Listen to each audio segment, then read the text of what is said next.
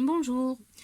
Il n'est pas toujours évident de prendre des décisions, de savoir se dire qu'est-ce qui était bien, pas bien, qu'est-ce que je fais, qu'est-ce que je devrais faire, est-ce que je continue, est-ce que on y pense souvent, on se pose tous des questions. En période de confinement, on a testé des nouvelles choses, on a envie de voir autre chose, on a des projets qui avancent, on a des projets qui sont terminés, on a plein de choses qui ont avancé et on se dit, il serait peut-être temps de faire une petite pause et puis de savoir, qu'est-ce qu'on fait? Qu'est-ce qu'on décide? Est-ce qu'on continue ou pas? Et pour ça, il y a des outils. Et un outil qu'on emploie assez souvent, c'est l'outil KISS. Le KISS, c'est Keep, Improve, Start, Stop. C'est une technique qui va permettre, sur 4 axes, de s'interroger sur, dans un premier temps, le cas de Keep. Qu'est-ce qu'on va conserver? Qu'est-ce que je garde? Là, l'important, c'est de s'interroger en fait sur qu'est-ce que l'on fait de façon pertinente pour atteindre ses objectifs. Et qu'est-ce que je dois garder? En fait, dans ce keep, se conserver, c'est me dire ça marche bien, ça a bien marché.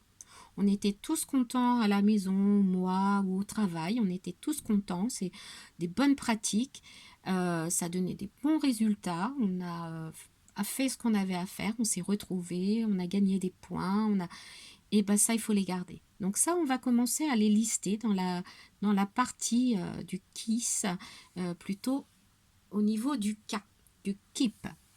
Ensuite, on va s'interroger sur improve. Ok, ok, il y a des choses qui ont marché, mais il y a des choses qui pourraient être améliorées. Donc, qu'est-ce que je peux faire? Qu'est-ce que je pourrais mettre en place pour que ce soit plus efficace? En 2 mots, c'est quels sont mes axes d'amélioration. Donc là, j'hésite pas, je vais compléter. On va le faire seul ou à plusieurs, en famille, entre collègues. On va prendre ce temps pour s'interroger sur qu'est-ce qui pourrait être amélioré, qu'est-ce que je pourrais commencer peut-être à faire ou pas, ou je sais pas, mais qu'est-ce qu'il faudrait faire. En tout cas, là, c'est vraiment comment je peux m'améliorer. Donc ça, on va le mettre à côté du K, donc le I, improve. Ensuite, on va se dire, ok, maintenant j'ai amélioré, j'ai vu ce qui avait fonctionné, donc pour que cet axe d'amélioration avance, qu'est-ce que je vais pouvoir débuter? Qu'est-ce que je vais initier pour atteindre mon objectif? Donc là, je vais aller dans ma partie Start, débuter, et là, je vais coller toutes mes idées, je vais lister vraiment tout ce qui me semble important de mettre en place. Et puis, il y a des choses en face que là, non, c'était vraiment des freins. C'était vraiment des choses pas efficaces, pas adaptées. C'est plus du tout adapté à la situation. Donc là, j'ai plutôt envie d'arrêter. Ce sont des choses, mais au lieu de me les dire, je me les écris comme ça me permettra de les visualiser et de me dire, ok, là, on a bien fait, il faut vraiment arrêter ça. Et puis, si on veut expliquer, on se l'explique. Mais c'est quelque chose qu'il ne faut pas reprendre.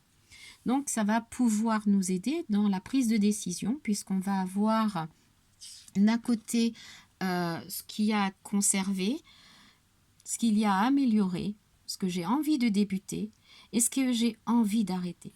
Donc, ce schéma-là, on représente, on peut le faire très vite, hein. On prend une grande feuille et puis on trace, excusez-moi, 2 traits et puis on liste comme ça. Si on veut le faire à plusieurs, on le fait avec sur un mur, un tableau et puis avec des post-it, on va venir compléter les informations. Ce qu'il faut se dire, c'est que ça va dynamiser parce qu'on va venir sur ce que l'on a fait de bien, de positif.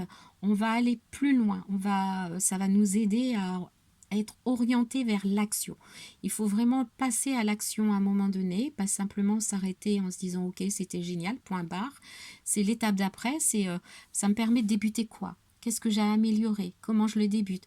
Et puis ça c'est un frein donc je l'arrête. Donc là c'est vraiment de se dire je prends cette expérience-là comme étant un point d'entrée sur ce que je vais mettre en place après. Donc c'est vraiment un outil simple, puissant parce qu'il remet en question, il permet aussi de se dire on l'a fait, on l'a bien fait, on l'a pas bien fait, mais pourquoi? Et donc du coup ça va nous aider à avancer et aller plus loin, à cogiter la fois d'après sur ce qui avait marché dans ce contexte-là et ce qui n'avait pas marché dans ce contexte-là. Donc c'est un outil vraiment qu'on peut utiliser seul, tout seul devant sa page, ou alors à plusieurs. En famille, ça peut être aussi dans un cadre professionnel. Le tout, c'est de se poser, de prendre ce temps pour se dire, ok, maintenant je m'interroge et je prends ce temps de recul pour analyser ce que j'ai fait. Alors la méthode KISS, c'est une méthode, mais ce n'est pas la seule. On retrouve différentes variantes de KISS, notamment on a la règle des 4A. Là, pareil, on peut faire 4 cases en mettant qu'est-ce qui fonctionne bien, ce que j'ai apprécié, ce qui est à amplifier, donc ce qui convient de développer, améliorer. On revient un peu sur la même chose, hein, d'adapter, d'abandonner. Donc là, voilà, si on n'a pas envie d'employer le terme abandonner, mais comment je l'adapte, je garde, mais en améliorant.